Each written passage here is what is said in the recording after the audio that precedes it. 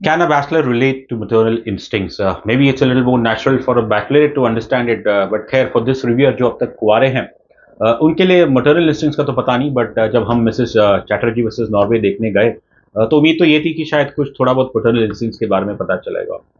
खैर इससे पहले फिल्म पे बात हो, please subscribe to my channel and don't forget to press the bell icon. Film Mrs Chatterjee versus Norway ये इस फ्राइडे को रिलीज होने वाली है। कल हमने इसका प्रेस शो देखा है। The film is directed by Ashima Chhibber. इसमें रानी मुखर्जी लीड प्ले कर रही हैं और मिसेस देविका चैटर्जी।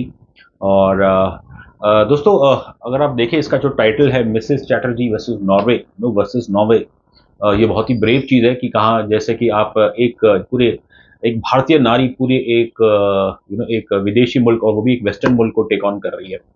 सो दरअसल this film is based on the true story of one Bengali woman Sagarika Chakraborty, जो मेरे ख्याल से कुछ 7-8 साल पहले नॉर्वे में थी। She was a housewife then, और उनकी ज़िंदगी में कुछ एक ऐसा बुरा वक्त आया कि जब उनके दोनों छोटे बच्चे उनसे एक ही पल में छीन लिए गए थे। अब obviously that was the handy work of the Norwegian child welfare services. Film के अंदर एक एजेंसी बताई गई है appointed by the Norwegian child welfare services, वेलफ्रेड। और कैसे कि दो महिला जो कि वहाँ की लोकल औरतें हैं, वो एक ही पल में, फिल्म का ओपनिंग सीन दरअसल वही है कि कैसे बस यहाँ पे देविका और उनके पति अनिरुद्ध, प्लेड बाय अनिर्बान भट्टाचार्य, कि उनके बीच में थोड़ी तू-तू मैं-मैं हो रही है, और ये दो लड़कियाँ बस चुपके से इनके बच्चों को उठा के वर्चुअली किडनैप करके लेके जाती है। और फिर जैसे ही जब देविका देखती है और कि उनके बच्चे नहीं है, वो भागती है अपने घर से, उनकी आंखों से आंसू, वो अपने बच्चे का नाम ले लिया और कार गाड़ी का 1-2 सेकंड, 2-3 सेकंड तक वो पीछा करती है और वो गिर जाती है। तो बस ये कहूँगा कि ओपनिंग सीन ये है, और वही एकदम से वो आपको it is straight to the point और एक इम्पैक्ट क्रिएट करता है। और उसी सीन में आपको एक पता लग जाता है कि कैसे ये जो भारतीय महिला है, कि इसकी जो मैं कहूँगा एक नेचुरल इंस्टिंक्ट, चाहे मनुष्य हो या जानवर हो, अगर एक माँ से उसके बच्चे उसकी आँखों के सामने छीन लिए जाएँ, तो ज़ाहिर है वो तो एक रिएक्शन देगी। और ये रिएक्शन या जो ये मैटरनल इंस्टिंक्ट्स है, वही इस मैं कहूँगा इस कहानी की एसेंस है। अब उसकी ख़ासियत कुछ इस तरह है कि जो आप देखेंगे जो भी रिएक्शन देविका करती है, वो इस मिसेस चैटर्जी की जो कहानी है या उसे वो मेक और ब्रेक करती है। ज़्यादा कुछ कहूँगा नहीं बिकॉज़ फिर वो रिवील हो जाएगा। बस इतना है कि दाद देनी पड़ेगी डायरेक्टर आशिमा चिब्बर, उनके राइटर्स की, और इवन प्रोड्यूसर्स एमे एंटरटेनमेंट की, जिन्होंने एक ऐसी फ़िल्म बनाने की सोची है और जिसके अंदर आप एक बिल्कुल you are taking on a western nation. मुझे याद है कि कैसे 2012 में एक दुर्भाग्य केस हुआ था आइलैंड में कि एक भारतीय ओरिजिन की महिला सविता, उनकी मृत्यु हो गई थी because Irish constitution does not permit abortion. और फिर बाद में प्रोटेस्ट हुए थे, इंडिया की मीडिया ने भी उसे काफ़ी खबर को बताया था, एंड आगे जाके फिर थैंकफुली आयरिश कॉन्स्टिट्यूशन में एक अमेंडमेंट आया था अबॉर्शन को लेके। लेकिन फिर भी वो पल में आप उम्मीद नहीं कर सकते थे कि भारतीय सरकार उस समय जो थी, कि वो एक डिप्लोमैटिक प्रेशर डाल सके ऑन दीज़ वेस्टर्न कंट्रीज़।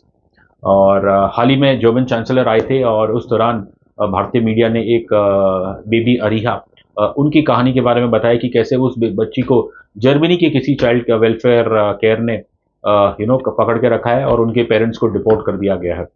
तो खैर मिसेस चैटर्जी वैसे नॉर्वे की तो कहानी नॉर्वे में बेस्ड है। और जैसे ये फिल्म बढ़ती है, और ये नहीं कहूँगा कि इस फिल्म ने पूरी तरह नॉर्वे चाइल्ड वेलफेयर सर्विसेज को एक्सपोज किया है, लेकिन हाँ, एक मैं कहूँगा कि उसके चेहरे से जो एक शराफत का कुछ पर्दा होगा, उसे हटाने में ये फिल्म ज़रूर कामयाब होती है। जाहिर है ऐसे सब्जेक्ट में अपने एक डिप्लोमेटिक मैं कहूँगा लिमिटेशंस रहते हैं, और शायद मेरे ख्याल से उन चीज़ों का कदर किया है, दोनों तरफ से कदर किया गया है। कहीं न कहीं ये फ़िल्म थोड़ी बहुत हमें जो एक नेटफ्लिक्स की फ़िल्म आई थी आई केयर अ लॉट, अगर दर्शकों ने देखी हुई तो उसके अंदर रोज़ामंड पीके ने बड़ा ज़बरदस्त काम किया था। उनके साथ थे पीटर डिंक्लेज, और वो कहानी बेसिकली दैट एक्सपोज्ड कि कैसे जो मरिया है Grayson, played by Rosamund Pike, वो यूएस के सिस्टम को एक्सप्लॉइट करती है, और she is basically a con artist, जो बूढ़े लोग जो अकेले रहते हैं कि उन्हें basically home for the aged में भेज देती है और बाद में उनकी प्रॉपर्टी और उनके पैसों पे ऐश करती है।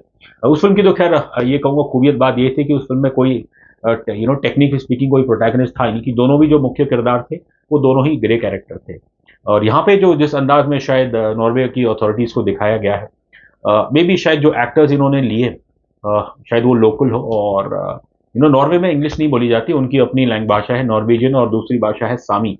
तो इन्होंने जो एक्टर्स लिए वो ज़्यादातर इंग्लिश में बोलते हैं, एंड वो देखने में दर्शक को पता लग जाता है कि दम नहीं है। और आई थिंक दुर्भाग्य से कहना पड़ेगा कहीं न कहीं रानी मुखर्जी की परफ़ॉर्मेंस में भी हमें थोड़ा 50-50 लगा। ये देविका चैटर्जी ये देखने में तो एक सिंपल सी भारतीय महिला है, एक हाउसवाइफ़ है। ज़्यादातर ट्रेडिशनल क्लोथ्स में रहती है और लेकिन आप इसके चेहरे पे ना जाएँ, ये लड़की एक साइंस ग्रेजुएट है और इसने अब एक बड़ा डिसीज़न लिया था कि इसने अपने प्यार से शादी कर ली और नॉर्वे आ गई, बच्चे पैदा हो गए और she wanted to manage the house. तो कहीं न कहीं ऑब्वियसली ये फ़िल्म एक जो एक भारतीय फैमिली के साथ अक्सर होता है कि जब हम किसी वेस्टर्न नेशन में जाते हैं, एक कल्चर शॉक को तो ये दिखाता है। लेकिन उससे ज़्यादा मैं कहूँगा more than this cultural shock या फिर नॉर्वे चाइल्ड वेलफेयर सर्विसेज़ ये फ़िल्म एक इंटरनल मैं कहूँगा कॉन्फ्लिक्ट उसके ऊपर ज़्यादा ज़ोर डालता है। बस इतना कहूँगा कि the this internal conflict it reeks of age old patriarchy ज़्यादा कुछ नहीं कह सकते, नहीं तो रिवील हो जाएगा। रानी मुखर्जी की परफ़ॉर्मेंस हमें थोड़ा 50-50 लगी। शायद मे बी उम्मीदें हमारी ज़्यादा थी और उनकी अगर टोन की बात करें तो obviously the Bengali audiences are the best to जज बट कहीं न कहीं थोड़ा बहुत हमें ऐसा लगा कि जिस अंदाज़ में शायद वो बात कर रही है वैसी बंगाली शायद हमने ज़्यादा बॉम्बे में सुनने को मिलती है। और एक उम्मीद थी कि शायद इस परफ़ॉर्मेंस हमें हिला के रख देगी और दर्शक के आँसू बिल्कुल यू नो बाल्टियाँ कम पड़ जाएगी, इतने आँसू बहेंगे, लेकिन वैसा इतना इस फ़िल्म ने हमें हिलाया नहीं है। हाँ, इसकी कहानी मजबूत है, कहानी इसकी ह्यूमन इंटरेस्ट स्टोरी है, बट जैसा इसका जो इनकंसिस्टेंट स्क्रीन प्ले है and I would say the inconsistent performances वहाँ पे ये फ़िल्म मार खाती है। बाकी एक्टर्स की बात करें तो अनिर्बान भट्टाचार्य जो देविका के हस्बैंड अनिरुद्ध का कैरेक्टर प्ले कर रहे हैं, इनका काम काफ़ी लाजवाब है। बस इनके बारे में इतना कहूँगा कि इस कैरेक्टर का जो डिफाइनिंग इमेज है कि कैसे आगे जाके जब अनिरुद्ध की मदर इंडिया से एक नॉर्वे आती है और वो अपनी बहू को आते से ही ताने मारने चालू चालू कर देती है।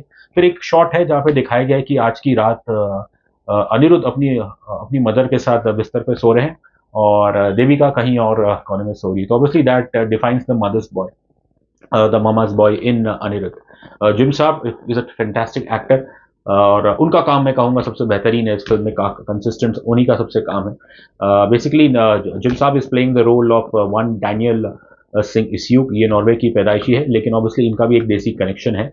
और ये पहले तो ख़ैर देविका के लिए लड़ते हैं, लेकिन जब ये फ़िल्म इंडिया आती है तब हमें इनका अलग रूप देखने को मिलता है, लेकिन ओवरऑल इनकी परफ़ॉर्मेंस बहुत ही लाजवाब है।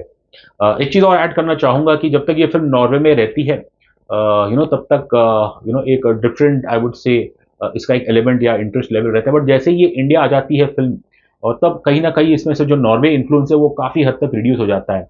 हाँ, डैनियल वॉक इंडिया आते हैं और वो तब नॉर्वे की गवर्नमेंट की तरफ से वो लड़ते हैं। कुछ सर्टेन क्रिएटिव लिबर्टीज़ ली गई है in terms of the final court room battle in India. But ये है कि आई थिंक ओवरऑल फ़िल्म की कहानी अच्छी है। इसे और बेहतर तरीके से मेरे ख़्याल से एक्ज़ीक्यूट किया जा सकता था। Unfortunately the main lead is not perhaps हमारी उम्मीदों पे से थोड़ा कम है। बट फिर भी ये है कि इट्स एन इम्पोर्टेंट स्टोरी और उम्मीद ये है कि शायद इस फ़िल्म द्वारा जो आज जैसे बेबी और भी कई जो बेबी अरियाज़ या बेबी सुशीज़ है, जो आज भी मेरे ख़्याल से वेस्टर्न मुल्कों में फँसे होंगे कि ये फ़िल्म उनके लिए एक उन माँ-बाप के लिए आवाज़ रखेगी। फ़िल्म का music technically film is I would say it's well made. Film में से 2-3 गाने हैं जो 2 मेन गाने हैं शुभो शुभो और आमी जानी रे। ये दोनों बड़े अच्छे गाने हैं, दोनों कॉरेस्पॉन्डिंग सिचुएशन पे बिल्कुल मैच करते हैं। और जो फाइनल कोर्ट रूम बैटल है उसके अंदर आपको एक जो फाइनल कोर्ट ऑर्डर दिया जा रहा है तो उसके बैकग्राउंड में जो म्यूज़िक बज रहा है जिसके अंदर आपको अपने राष्ट्रगीत की धुन सुनाई देती है वो भी काफ़ी बढ़िया है। ओवरऑल मैं कहूँगा obviously film has a fine story, the screenplay could have been better, the performances are inconsistent, और बट फिर भी ये फिल्म एक अच्छा मैसेज देती है। And as always with film which are based on true stories, the person जिसके ऊपर ये कहानी आधारित है, that is the best person to जज। सागरिका चक्रवर्ती ने तो कह दिया था कि उन्हें तो ये काफी अच्छी लगी थी। मैं बिल्कुल साफ कर देता हूँ कि ये फिल्म डिसअपॉइंटमेंट नहीं है, but purely from a cinematic point of view शायद ये और बेहतर हो सकती थी। बट फिर भी it's a very important film, एक ब्रेव फिल्म है ऐसे टाइम पे और ऐसे सब्जेक्ट को लाना। बस इतना कहूँगा इस फिल्म में एक साइलेंट मैं कहूँगा एक हीरो है जो आज हमारे बीच में नहीं है, श्री सुषमा स्वराज जी। उनको भी क्रेडिट दिया गया है, जब आप फिल्म देखेंगे तो आपको बेहतर समझ आएगा। खैर बात करें अगर रेटिंग की तो हम देते हैं इस फिल्म को 5 में से 2.5 स्टार्स।